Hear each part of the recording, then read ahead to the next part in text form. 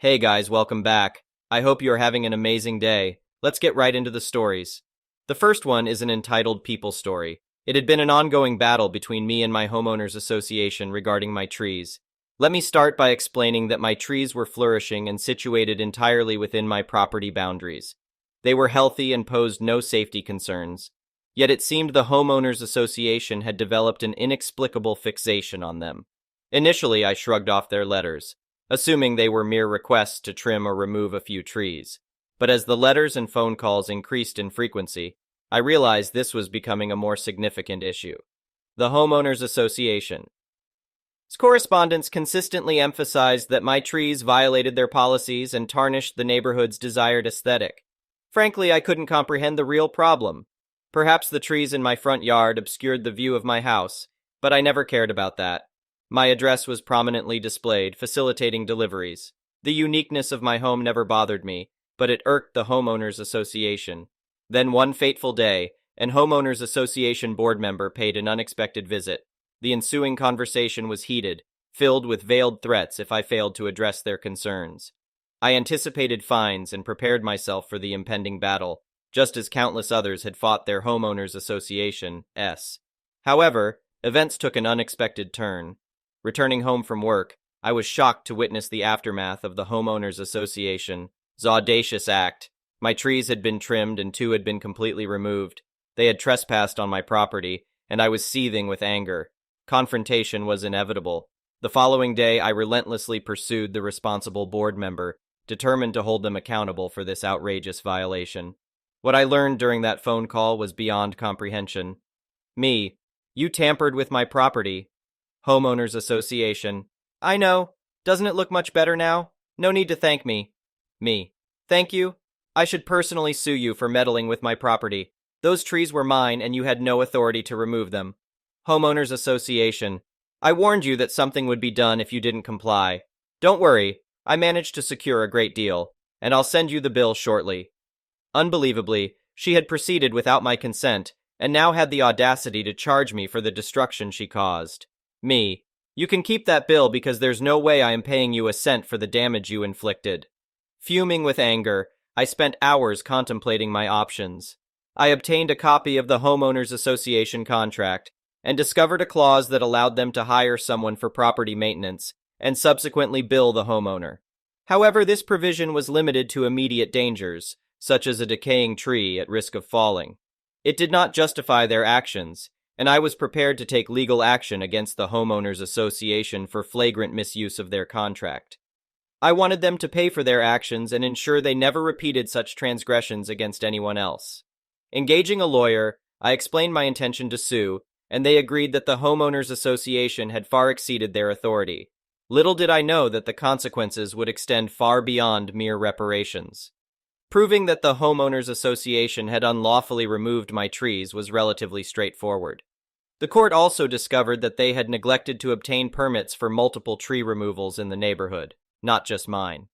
The judge expressed their discontent with the Homeowners Association's flagrant violation of the law and imposed a staggering fine of $350,000. It encompassed not only the removal of my trees, but also the unpermitted removals elsewhere. The backlash was immense, nearly bankrupting the Homeowners Association. The board member responsible hastily resigned, and the remaining members quickly abandoned their sinking ship. Only the Homeowners Association president remained, attempting to salvage the deteriorating situation. However, their financial resources fell woefully short, leading to the Homeowners Association's virtual dissolution. Although technically still existing on paper, the association lacked the means to enforce its regulations, leaving us residents in a peculiar state of Homeowners Association limbo. Personally, I was grateful that the woman's power trip had come to an end, allowing me to replant new trees and patiently await their growth. The next one is a pro-revenge story. This took place way back in the 6th grade, towards the end of the year. I live on the same street as this kid I will call Dan. I have a dog that is about 7 years old and loves being outside to play with the neighbor kids during warm weather when everyone is out. Well, on some random day of the year, Dan must have been feeling edgy because he came out of his house and just beat the crap out of my dog with a plastic bat, right in front of my sister. She ran into the house bawling, telling us what just happened. We ran outside and picked up our dog and rushed him to the vet. After not too long of a wait, the vet came and told us that our dog was alive and that he should recover over the next week or two. Now, my parents were angry, and they took this to Dan's parents, explaining what he did to our dog. They seemed to be understanding of the situation and told us that they were sorry and that they would punish Dan severely. But I was immensely furious. This didn't satisfy my anger towards Dan at all. Now here's the deal. I never really liked Dan. He was pretty dickish at school. We were both in the same grade. But not necessarily towards me, but towards my close friends, and I guess I have been ignoring it for far too long. We were in the same grade, and something the school does every year for the 6th graders is to have a big science fair towards the end of the year, and everybody tries to make these super elaborate projects. This is where I start my master plan. Once everyone was getting close to finishing their projects, I looked around the classrooms to try and locate Dan's project. His is along the lines of some sort of aerodynamic rocket that travels really fast down a clothesline in a small amount of time. Perfect. I checked out the rocket, and the rocket has a fuse. Too perfect. That night I went home and looked at my firework inventory I had left over from last year's 4th of July. Sure enough, I still had a huge belt of firecrackers left. So I went over my plan on what to do. After school the next day, I dissected Dan's rocket and put in as many firecrackers as I could, and made sure that they would be set off once the fuse was lit. I put everything back together as if no one had touched it at all. Skip ahead a few weeks, and it's the day of the science fair. It took place in our gym, and we were supposed to be next to our projects all morning as judges came around to judge them. So from my point of view, I couldn't see where Dan was presenting, but I paid close attention to every noise in the gym. About half an hour into the science fair, I heard an enormous explosion from one end of the gym, and a loud crash. The blast was stronger than I thought. The rocket was obliterated, along with Dan's hearing. One of the beams that held the clothesline fell over and broke some glass on some other poor kid's project. There was a lot of shouting, and all of the adults rushed over to that end of the gym to see what had happened. I stood perfectly still. I just sat there giggling at my handiwork, knowing how traumatized Dan must be. I felt no sympathy, only villainous satisfaction. The next one is a petty revenge story. So I had been with Ben for 18 years before I finally had enough and asked for a divorce. He moved several hours away near his mom. It also meant he left me to raise our kids by myself with little child support and never seeing the kids. I decided it was time to have a family portrait done as it had been a while. We went and had a sitting. As we were looking through the digital images to pick out what to order, my oldest asked if we could send one to Grandma, his mother. I told her that I didn't think Grandma would want a picture with me in it, but I would be happy to order her a picture with just the kids. My oldest swore Grandma would want me in the pics and always made sure to ask about me and how I was doing. I heard from Ben's best friend that he hated the fact his mom told him he screwed up the best thing that ever happened to him, and that she still remained friends with me on Facebook. I was kind of surprised. My ex was extremely verbally and emotionally abusive to me during our marriage, which is why I ended it. I never knew his mom actually thought so highly of me. I only ever saw her a couple of days a year at Christmas. No issues, just never grew close. So my oldest called up Grandma right there in the studio and asked her if she'd want a picture with me in it, or just the kids. Grandma asked specifically for a picture with all of us, including me. So I decided to order her a nice glossy 8x10 that I had matted and framed and mailed it to her. Apparently, she hung it right in the entryway, where every time my ex walks in, he sees my smiling face staring back at him. I just wish I could have seen the expression on his face the first time he saw it. The next one is an entitled people story. So, I used to work as a cashier in a supermarket. This story took place on my 4th day of work there, and my 2nd day working at a cash on my own without a supervisor sitting next to me, teaching me the ropes. Yes, I had 2 days of training. I'm sure most of you will figure out in which country I live from the following explanation. It will become relevant later. Supermarkets in my country are a zoo on a regular day. However, Thursdays and Fridays are absolute mayhem at the store and are a special kind of hell. On Fridays, the store closes 2 hours before sundown, as do most stores in this country. During winter, this means around 14 o'clock, and in summer, closer to 16:30. People get crazy on Fridays trying to get all their shopping done and get home in time to cook dinner. If you can avoid coming to the store on Friday, please do so at all costs. I always told people after this day, the reason Thursdays are hell is because we get all the customers who don't want to come on Friday. Now, this was early evening on a Thursday, at a time when the store is absolutely jam-packed. We had 10 checkout lines open and every line had at least 6. 7 people in line. Basically, if you are stuck with a slow cashier, there is nowhere else to go unless you have 10 items or less. Everything is going well until I get a customer with 2 shopping carts full of items, mostly non-perishable items. And these are the large carts you find around big stores in the US, like Walmart. I found out later he buys this for a community center in his neighborhood and he fills up their pantry twice a year. Nice guy. He greeted me very politely and then said the most dreaded words I could have heard that night. This will be a delivery. Just a quick break from the story to explain why this was so dreaded, especially on a day like today. When we get a delivery, the cashier would call a helper from the store to help bag the groceries. Usually people do their own bagging.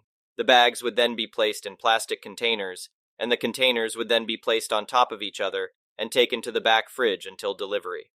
A regular delivery is usually between 3-5 crates. Each crate has a number, which then I have to input all of them into the computer, along with the correct delivery address and phone number, and print out with the receipt and place copies in the crates. Even for a small delivery, this always takes extra time. Back to the story. This guy has 2 full carts and wants a delivery. I say, sure, no problem. Then I turn to everyone else in line and let them know that this is a delivery, and it will take just a bit longer than usual and apologize for any delay this may cause.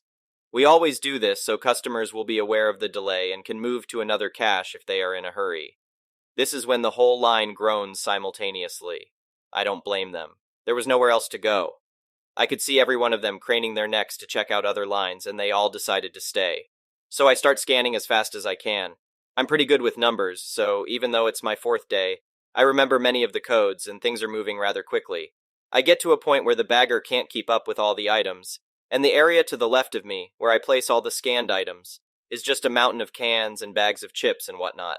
I can't even scan another item because they are falling back onto my scale. At this point, I stop and ask if he wants help bagging. The customer and the bagger are both appreciative, and I help bag groceries for a few minutes, just enough to clear some space so I can continue scanning items. This happens every few minutes. It gets full, I stop to help, clear some space, and keep going. This is where the Karen comes into play. She is maybe early 40s, long brown hair, and looks nothing like a Karen. Except for the way she was standing, with one hand on a hip that extended so far to the side I wasn't sure how she's still standing. She's in my line, about 5-6 people in front of her still. This is the conversation that follows. Karen: hello? What are you doing? Me, not answering because I didn't think she was talking to me. I keep scanning. Karen: excuse me? What kind of a cashier are you? Why aren't you doing your job? Stop being lazy and do your job. She screams at the top of her lungs. Me: I'm sorry, ma'am, I'm just trying to... Karen: that's not your job. You are a cashier. Do your job. Do your job. I realize now, after reading so many Reddit stories, that this would have been a perfect chance for some malicious compliance. I'm sure some of you hope that I did just what Karen wanted. Too bad I didn't know about it then. Or that it was only my 4th day on the job. That's not what happened, although I dream sometimes that I did just that. Sit back and sip my coffee until the space cleared for more scanned items. You know, be a cashier, next time. Me: I'm just helping to move things along faster. If this is a problem or you are in a hurry, feel free to move to another line. I'm sure another cashier will be more than happy to serve you. I may sound like I'm the a-hole with this line, but I said it really nicely, not sarcastic at all. Obviously that didn't help, lol. Karen, not listening anyway and having none of it. Just do your damn job. You are a cashier. What is wrong with you? Are you stupid? You should be fired. I stop listening at this point and don't answer as I'm still helping to bag and scan as fast as possible, knowing it's not going to help anyway. However, I see one of my managers, let's call him Joe, walk up to Karen. Joe is great, by the way, always helping the workers. Joe: what seems to be the problem? Karen, still yelling: your cashier is awful. She is lazy and she is not doing her job. You should fire her. Tell her to do her job. She's not doing her job. She repeated that a few times, like a broken record. Joe looks over at me for a second, understands exactly what is happening, turns to Karen and says, can't you see she's trying to help? She's trying to make this go much faster. Now Karen starts screaming words, I'm assuming, but I couldn't really make them out. She was practically foaming at the mouth. Joe tries to calm her down by explaining or trying to how me bagging items is actually helping, and this makes Karen even more irate, if you can believe it. Spit flying from her mouth, arms flailing, screaming like a banshee. Suddenly I notice an older woman, Nice old lady. Must have been around 80 years old, trying to get Karen's attention by tapping her on the shoulder. It takes a few tries, but she finally gets her attention and spins her around by her shoulder. NOL. Hey, Karen, excuse me, Karen. Karen. What? NOL. Your daughter is crying. This is when the entire store seemed to have stopped talking all at once, like someone pressed mute and turned off the volume. The sea of people in front of me parts a bit, and we all look down and see a little girl, who couldn't have been older than 4, clutching her mother's thighs, bawling her eyes out, snot coming out of everywhere, hyperventilating. This girl was terrified, and I can't blame her. Seeing her mother going off like that must have been terrifying. And she has no idea what's happening. She's in a huge store where she knows no one, and she's practically invisible. This silence lasted an entire 2 seconds because that's when Karen started yelling at Joe. Karen, look what you did! You and your stupid lazy cashier made my daughter cry! And a bunch of other crazy sounds that were perhaps supposed to be words. Things happened in slow motion for the next few seconds. She starts to swing towards Joe. Joe is not a big guy, but he's bigger than Karen, that's for sure, and he's not easily intimidated. Not his first Karen. She would have decked him right in the face if the NOL hadn't grabbed her in a bear hug to stop her. Yes, she did. I had to pick up my jaw off the floor. At that point, other customers got involved trying to peel off the NOL from Karen and stop Karen from trying to kill Joe, and from Joe trying to kill Karen because he was fuming by then. At this point, I saw mall security storm the castle. Our store was inside a mall, and the sea of people just surrounded Karen, and I couldn't really see much of anything anymore. Kind of like football players when there is a fumble and they all jump on the ball. By the sound of yelling getting farther and farther away, I figured Karen was being led either to the back office or to the mall security office, mall jail. This entire time this is happening, I'm still bagging and scanning items, and I'm about halfway through this customer's purchase. I finish up with him with no more problems. He was very nice and thanked me profusely for helping with the bags, even though technically it wasn't part of my job. He said I was the fastest and nicest cashier he ever had the pleasure of meeting. I was just happy to help. No one else in my line complained. I actually got compliments from people about keeping my composure. Apparently many cashiers in my country think it's okay to yell at customers and just be plain nasty. I worked in customer service for many years prior, and I have never yelled at a customer, even if they deserved it. Once the rush died down a bit, I went for a break. I met another employee in the back room, and I started to tell him what just happened when he cut me off. She was yelling at you? Ha ha ha ha ha! I heard that, well, everyone heard that, but I had no idea WTF was happening. He told me that the police were called and Karen was escorted out of the store and the mall in handcuffs. I filled him in on everything and we spent the next 30 minutes laughing. I don't know what happened with the child. I'm assuming they called another family member to pick her up.